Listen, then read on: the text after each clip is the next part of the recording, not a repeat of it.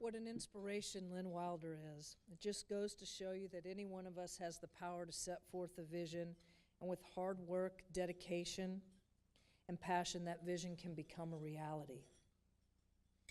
Now I would like to introduce Tania Bhattacharya, the Executive Director of our foundation. This is a new role we've created at New Directions, but one that Tanya has been working towards over the last 9 years. The very first project Tanya ever worked on was our first Circle of Life breakfast back in 2009. It was at the Five Crowns. Fareed, do you remember that? You and I went to that together. How many other people were at the very first one? That's awesome to see how many people are here today from that. We've certainly grown from over 40 attendees to over 300. Before I ask Tanya to come up, I just want to say that when Tanya started with us, none of us ever really thought that this position would even come to fruition. And to see the wonderful job that she has done and all of the commitment and passion that she has for our women and for the foundation is just incredible. We wouldn't be here without you, Tanya. I love you very much. Come on up.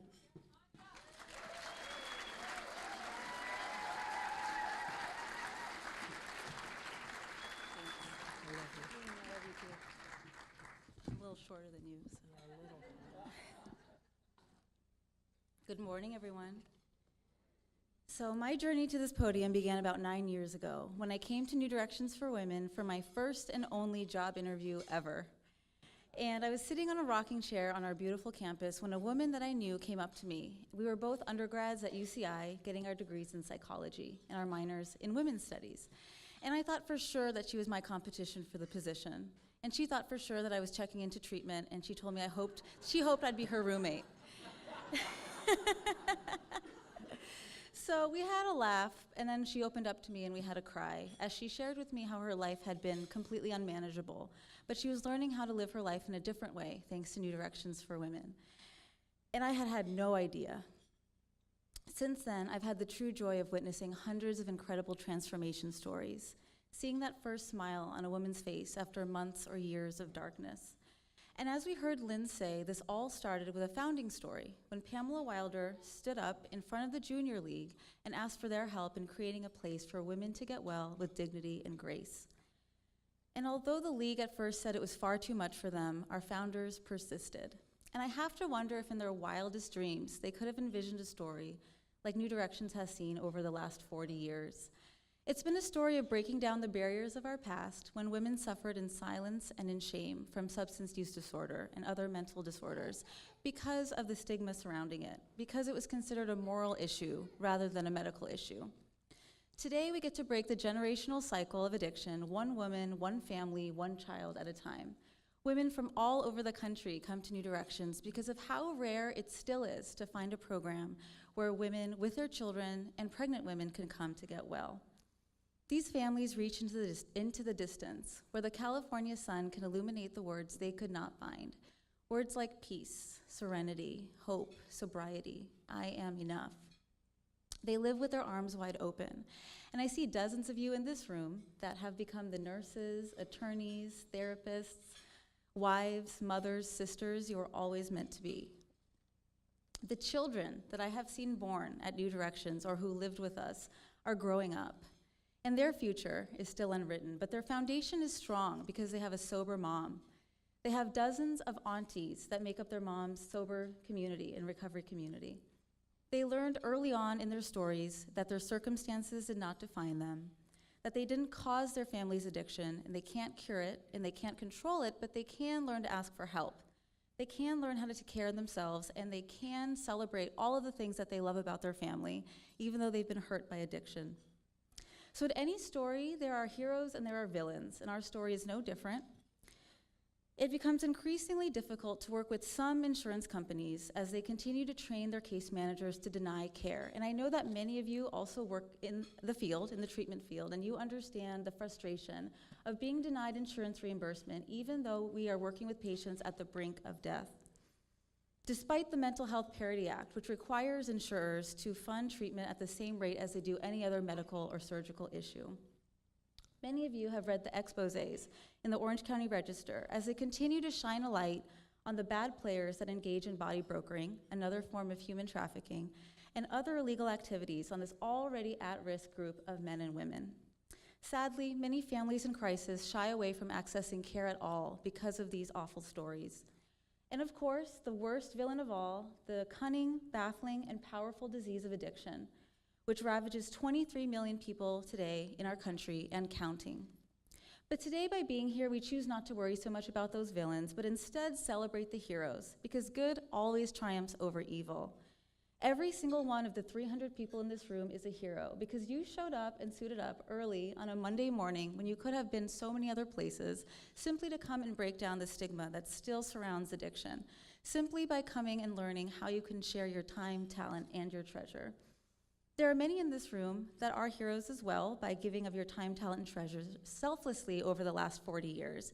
And all of you have ensured that our story is one of heroes triumphing over the evil disease of addiction.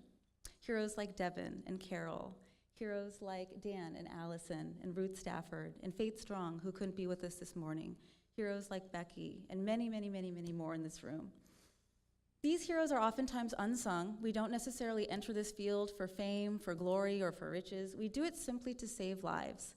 But today we get to celebrate those people that are joining the Amethyst Society, which we developed in 2011 to honor employees, volunteers, and donors that have given of their time, talent, and treasure for at least 5 years. And what I'd like to do is have Anne help me pass out the acknowledgements.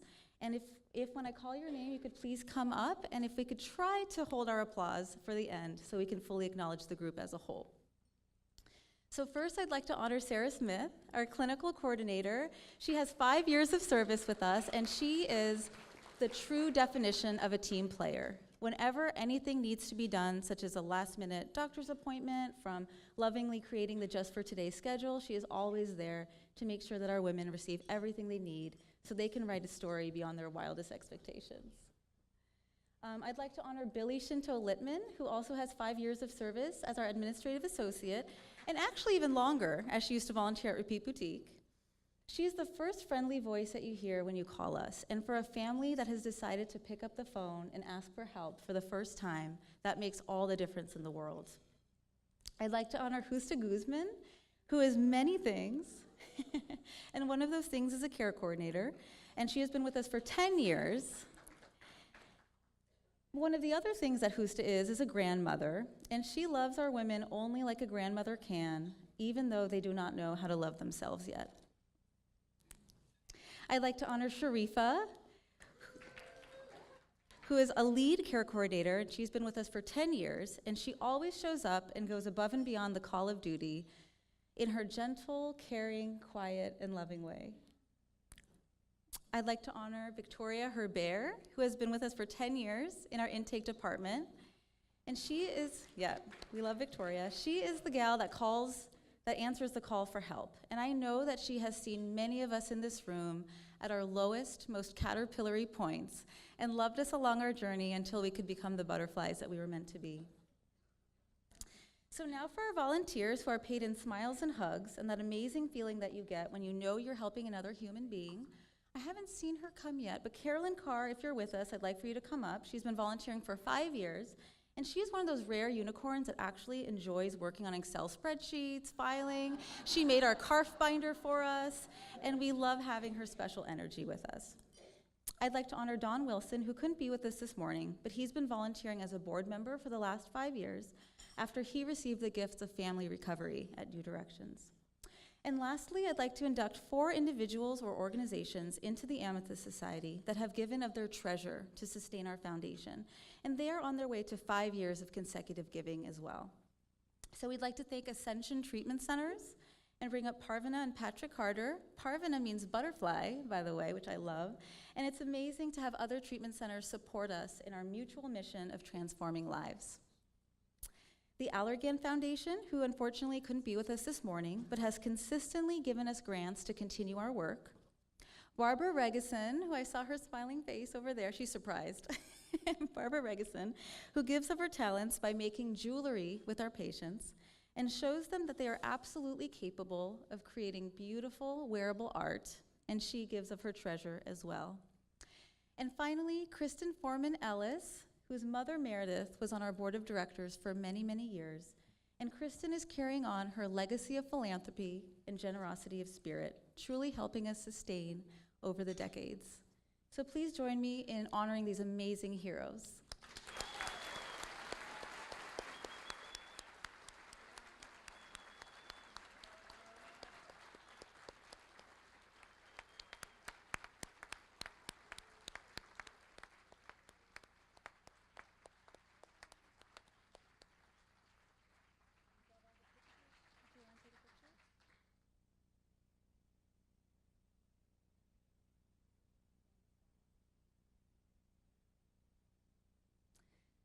So this Circle of Life breakfast is our one fundraising event in our entire year. We always have it in March, the last month of our fiscal year, so that we can replenish the Pamela Wilder Scholarship Fund. We provide about $500,000 in scholarship funding every single year. Last year, over 200 women entered our doorways to write their new chapters. 20 little ones healed alongside their moms, and 8 babies were born to mothers in the process of rewriting their stories. Over 90% of our women received a partial scholarship. So what's next for us? As it is with all of us, the rest is still unwritten, but over the last month, I have been working very closely with our new executive director, Sue, and I know for sure that she is one of those heroes that will ensure that our future is bright. So I'm so happy to be able to introduce Sue Bright to all of you today so that she can share a little bit more about her story, her journey, and our vision for the future as well.